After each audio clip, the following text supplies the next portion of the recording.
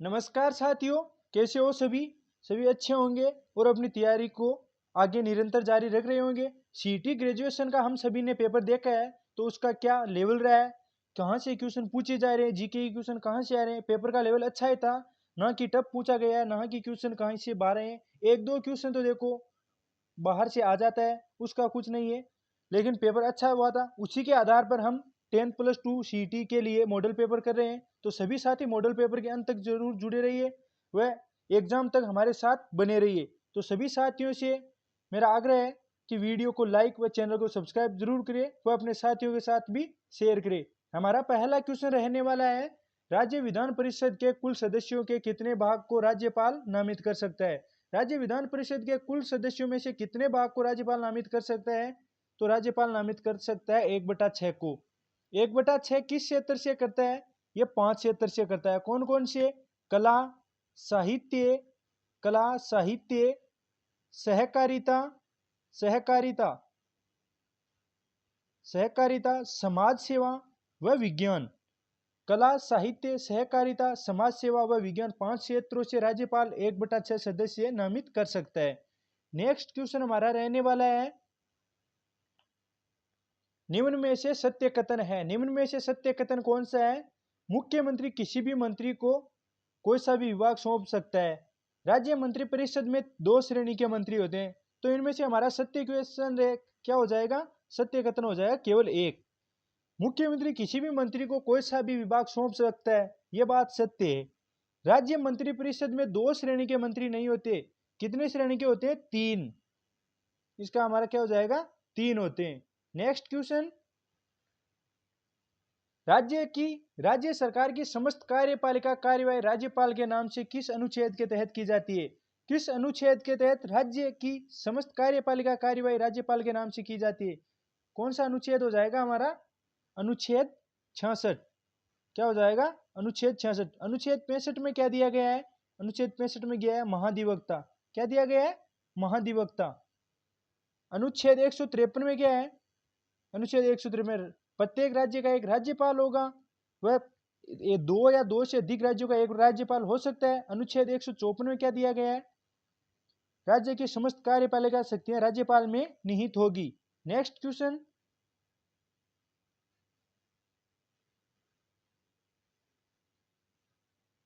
किस अनुच्छेद में विधानसभा अध्यक्ष का उल्लेख है? किस अनुच्छेद में विधानसभा अध्यक्ष का उल्लेख है? विधानसभा अध्यक्ष का उल्लेख किया गया अनुच्छेद 178। विधानसभा अध्यक्ष, प्रत्येक विधानसभा का एक विधानसभा अध्यक्ष व उपाध्यक्ष होगा। विधानसभा अध्यक्ष व उपाध्यक्ष न होने पर विधानसभा के सदस्यों द्वारा उनमें से एक को विधानसभा अध्यक्ष बना लिया जाएगा। नेक्स्ट क्वेश्चन, निम्न में से सत्य कथन है, उच्च न्यायालय के न्यायाधीशों की पेंशन राज्य की संचित निधि से मिलती है। उच्च न्यायालय के वेतन का उल्लेख अनुच्छेद 221 में है। तो इनमें से हमारा सत्य क्या हो जाएगा? उच्च न्यायालय के वेतन का उल्लेख अनुच्छेद 221 में दिया गया है, यह सत्य है। लेकिन उच्च न्यायालय के न्यायाधीशों को पेंशन राज्य की संचित निधि से नहीं मिलती, यह भारत की संचित निधि से पेंशन मिलती है। उच्च न्यायालय के न्यायाधीशों को है ना वेतन है ना राजस्थान की राज्य की संचित निधि से मिलती है, राजस्थान की नहीं, राज्य की संचित। तो उनको पेंशन कहां से मिलती है? भारत की संचित निधि से। सत्य कथन क्या हो जाएगा? केवल एक। नेक्स्ट क्वेश्चन पर चलते हैं, केवल 2, एक नहीं केवल 2। यह रहा हमारा अगला क्वेश्चन, बीबी मोहंती को राजस्थान पंचायती राज अधिनियम 1994 की किस धारा के तहत नियुक्त किया गया? बीबी मोहंती को राजस्थान पंचायती राज अधिनियम 1994 की किस धारा के तहत नियुक्त किया गया? धारा 119 के तहत। प्रथम निर्वाचन अधिकारी नियुक्त किया गया किसे? बीबी मोहंती को। 1994 पंचायती राज अधिनियम कब आया था? 1994। सर्वप्रथम पंचायती राज अधिनियम कहां अपनाया गया? कमेंट बॉक्स में बताइए। निम्न में से सत्य कथन है, निम्न में से सत्य कथन कौन सा है? मानवाधिकार आयोग मानवाधिकार उल्लंघन के दोषी को दंड दे सकता है। मानवाधिकार आयोग पीड़ित को आर्थिक सहायता प्रदान नहीं कर सकता। तो इनमें से सत्य कथन क्या हो जाएगा? 2। मानवाधिकार आयोग नहीं तो कोई आर्थिक सहायता प्रदान कर सकता है, नहीं वह दोषी को दंड दे सकता है।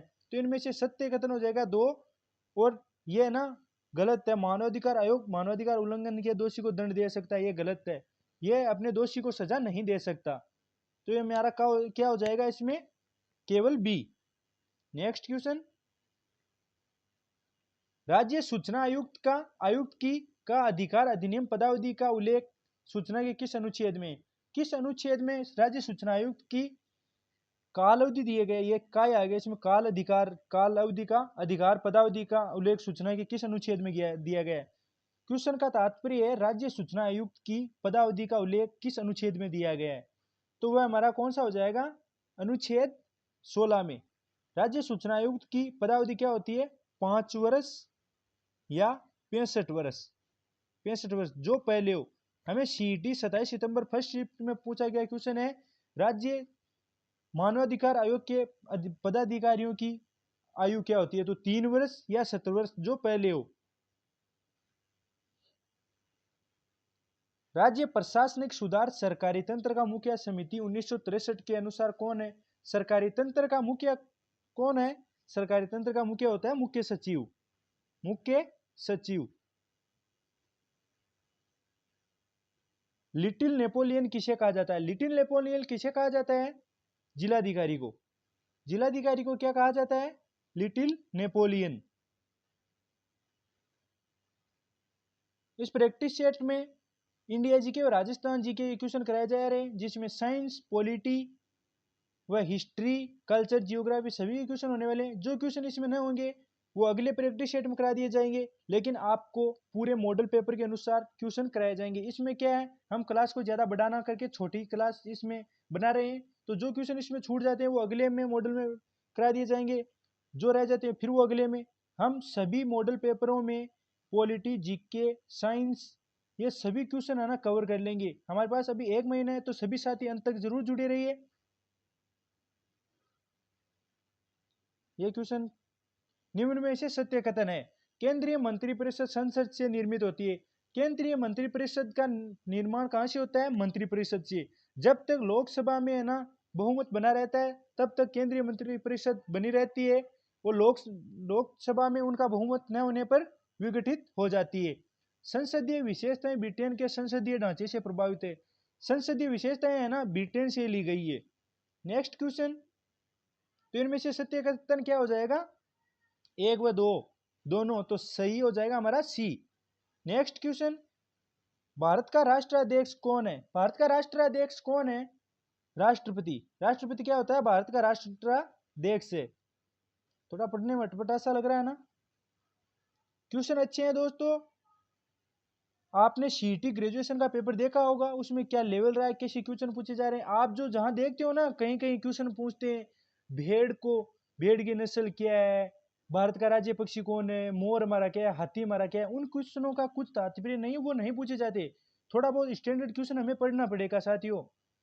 क्वेश्चन हमारा अगला है, संवैधानिक उपचारों का अधिकार संबंधित अनुच्छेद है। संवैधानिक उपचारों का अधिकार किस अनुच्छेद में दिया गया है, अनुच्छेद 32। क्या दिया गया है इसमें, संवैधानिक उपचारों का अधिकार। नेक्स्ट क्वेश्चन, निम्न में से उदारवादी विचारधारा का आभास कराने वाला अनुच्छेद है। उदारवादी विचारधारा का आभास करने वाला अनुच्छेद, उदारवादी का तात्पर्य है राज्य को आदेश देना। तो उदारवादी विचारधारा का आभास करने वाले अनुच्छेद कौन कौन से है, देखो मैं बताता हूं हमारे वो कौन से अनुच्छेद है। अनुच्छेद 44, 45, 48, 49, 50, 51, 48 के, ये हमारे क्या है, उदारवादी विचारधारा का आभास कराने वाले अनुच्छेद। वर्मा समिति ने अपनी रिपोर्ट कब प्रस्तुत की, वर्मा समिति ने अपनी रिपोर्ट कब प्रस्तुत की, 1999 को। उच्च न्यायालय का पूर्व मुख्य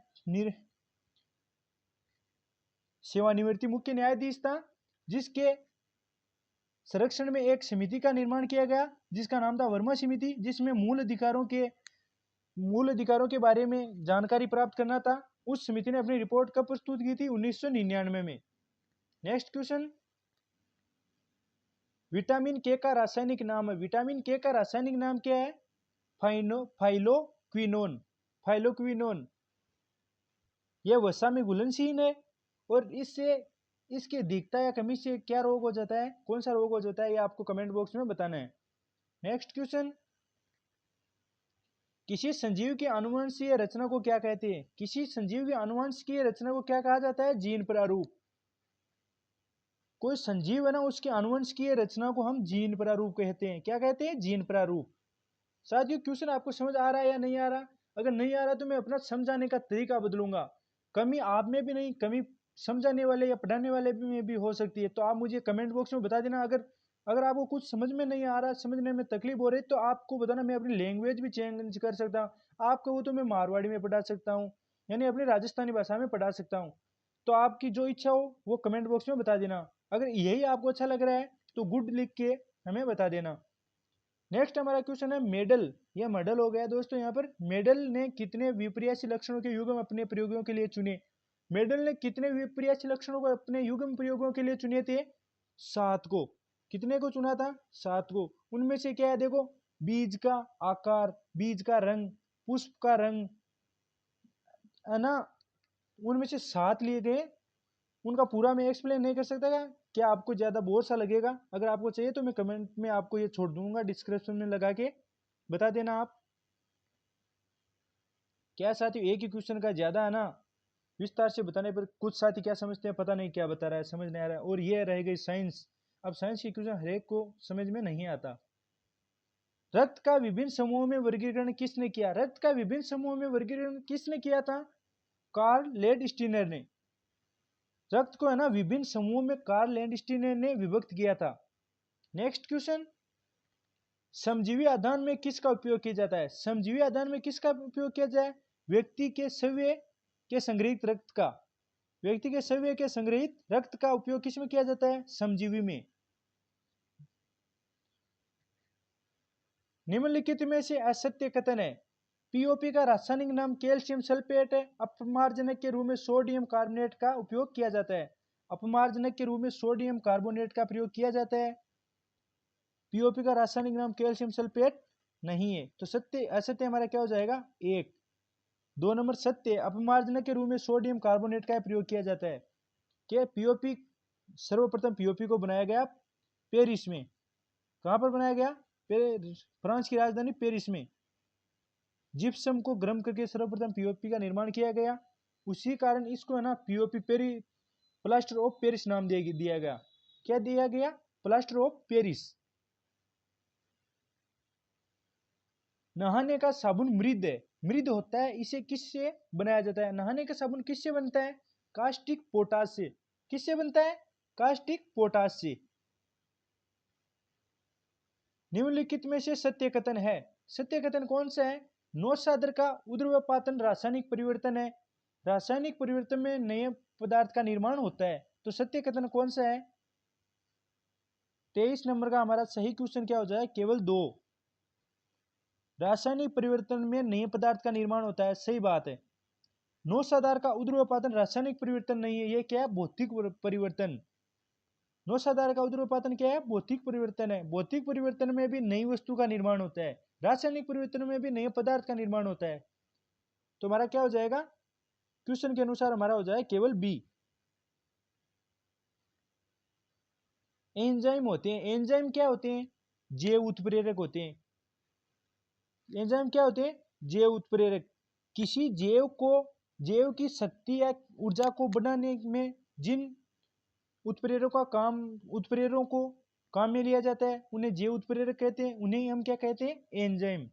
नेक्स्ट क्वेश्चन, एल्काइन का सामान्य सूत्र क्या होता है? एल्काइन का सामान्य सूत्र क्या होता है? CH। इसमें क्या है दोस्तों? शायद क्वेश्चन कहीं से कटा हुआ है। CH। एल्काइन का सामान्य सूत्र क्या होता है? CH। नेक्स्ट, हीरे में कार्बन कार्बन के मध्य बंध की दूरी कितनी होती है? कार्बन का, हीरा है ना कार्बन का शुद्ध रूप है। कार्बन का सर्वाधिक शुद्ध रूप कौन है? हीरा। हीरे में जो कार्बन होते हैं ना, उन कार्बन कार्बन के मध्य जो बंध दूरी है ना, वो कितनी होती है? वो होती है 1.54। कितनी होती है? 1.54 डिग्री। हीरे हीरे के मध्य बंध दूरी कितनी होती है? हीरा देखो विद्युत का क्या है? कुचालक है। क्या है? विद्युत का कुचालक। कुचालक। हीरा कार्बन का शुद्ध रूप है। हीरे का गलनांक होता है 3400 शायद 3400 ना, 4000, दोस्तों मुझे याद नहीं आ रहा है, देखो कितना है, मैं आपको अगले क्वेश्चन में बताऊंगा। ये हीरे का कार्बन रूप शायद 3800 कितना हो सकता है, देखो हीरे का शुद्ध रूप, एक मिनट साथियों, हीरे का शुद्ध रूप गलनांक होता है 3843 के। हीरे का गलनांक क्या होता है? 3843 के, 3843 के हीरे का गलनांक होता है। नेक्स्ट क्वेश्चन, चाय के कप, बोतलों के ढक्कन आदि बनाने में किस बहुलक का प्रयोग किया जाता है? चाय के कप, बोतल के ढक्कन आदि बनाने में किस बहुलक का प्रयोग किया जाता है? पॉलीस्टाइरीन का। किसका किया जाता है? पॉलीस्टाइरीन का उपयोग किया जाता है चाय के कप, बोतलों के ढक्कन या पैकिंग सामग्री होती है ना जो भी, उसके लिए बहुलक का प्रयोग किया जाता है पॉलीस्टाइरीन का। नेक्स्ट क्वेश्चन, काला सोना किसे कहा जाता है? काला सोना किसे कहा जाता है? कोल गैस को। कोल गैस को क्या कहा जाता है? काला सोना। काला सोना या किसे कहा जाता है? कोल गैस को। इसे और भी नाम इसके क्या है? खनिज तेल। खनिज तेल, खनिज तेल या चट्टानी तेल भी इसे कहा जाता है। निम्न में से सत्य कथन है। हमारी आंखें पर प्रकाश सेकंड 1/6 से सेकंड के समय तक रहता है। लाल, बैंगनी व नीला प्राथमिक रंग है। तो इनमें से सत्य कथन एक भी नहीं है। पहले तो हमारा क्या हो जाएगा? सत्य कथन एक भी नहीं है। प्रारंभिक रंग कौन कौन से होते हैं? 7 रंग है ना, उनमें से प्रारंभिक रंग है लाल, नीला व हरा। ये क्या है? प्रारंभिक रंग है। नेक्स्ट क्वेश्चन, हाइपरमेट्रोपिया रोग किस लेंस का उपयोग किया जाता है? हाइपरमेट्रोपिया रोग में किस लेंस का उपयोग किया जाता है? अवतल, द्विफोक्सी, उत्तल या बेलनाकार। हाइपरमेट्रोपिया रोग का मतलब है दूरदृष्टि रोग। क्या? दूरदृष्टि रोग। दूरदृष्टि रोग में हम कौन से लेंस का उपयोग करते हैं? दूरदृष्टि में हमें पास की वस्तुएं दिखाई नहीं देती, तो उसमें क्या करते हैं हम? उत्तल लेंस का प्रयोग। किस लेंस का प्रयोग करते हैं? उत्तल लेंस का प्रयोग। नेक्स्ट क्वेश्चन है, कल्याण सोना किस अनाज की प्रमुख उन्नत किस्म है? कल्याण सोना किस अनाज की प्रमुख उत्तम किस्म है?